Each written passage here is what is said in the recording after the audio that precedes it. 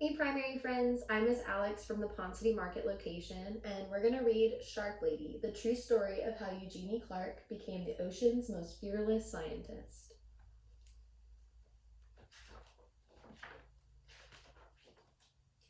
It was Saturday afternoon, and Eugenie wanted to stay at the aquarium forever.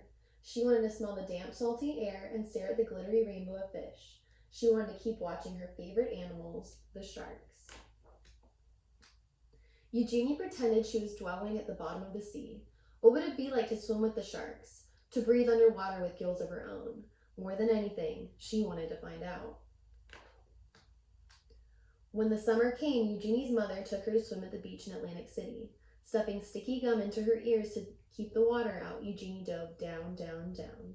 The salt stung her eyes, but she didn't want to miss a single fish. Constellations of sea stars speckled the pebble sand, and she imagined a silvery fin standing strong on her back, slicing through the ocean current. To others, sharks were ugly and scary, but Eugenie knew that they were beautiful. As she glided through the cool water, she wished everyone could see sharks through her eyes. But the sharks were only in her mind for now, and Eugenie decided to learn everything she could about them, and so she dove.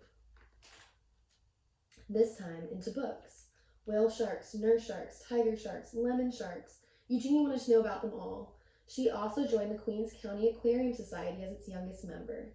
Eugenie's notebooks filled with sharks. They swam in her daydreams and on the margins of her pages. At home, Eugenie's mother surprised her with an aquarium of her own.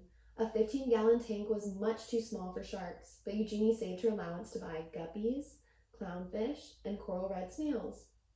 It felt as big as an ocean in her room. Their small apartment became an aquarium, a laboratory, and a sanctuary. As she grew older, many were still telling Eugenie what to do. Forget those sharks. Be a secretary. Be a housewife. But Eugenie wanted to study zoology. But some of her professors thought women weren't smart enough to be scientists or brave enough to explore the oceans, and they said sharks were mindless monsters. Eugenie knew better. Her dream was as big as a whale shark, and so again, Eugenie dove. She plunged into every course she could. Her laboratory became her home. From sunrise to sunset, she studied how fish grow, how they behave, and how they were put together both inside and out. Despite all the people who didn't believe in her, Eugenie was becoming one of the smartest students in her field. Both Eugenie's work was just beginning.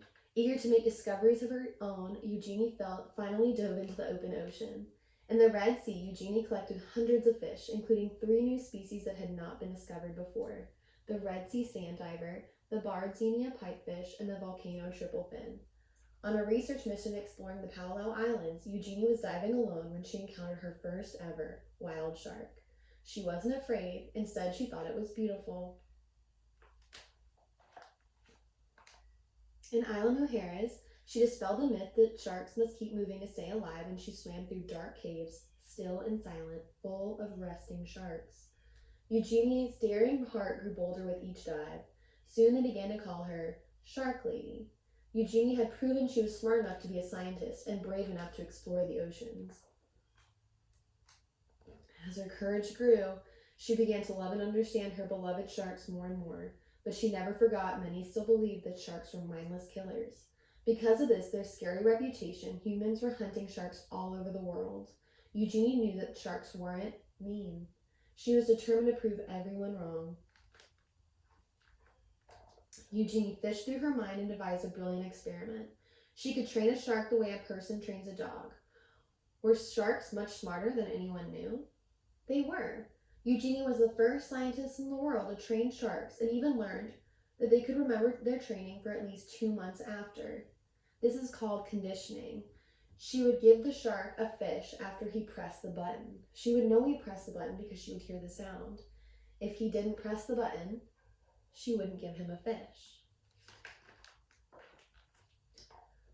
This showed that sharks were not mindless killers. Sharks were beautiful and sharks were smart. They deserved to be studied, protected, and loved, and Eugenie's dream was now a dream come true.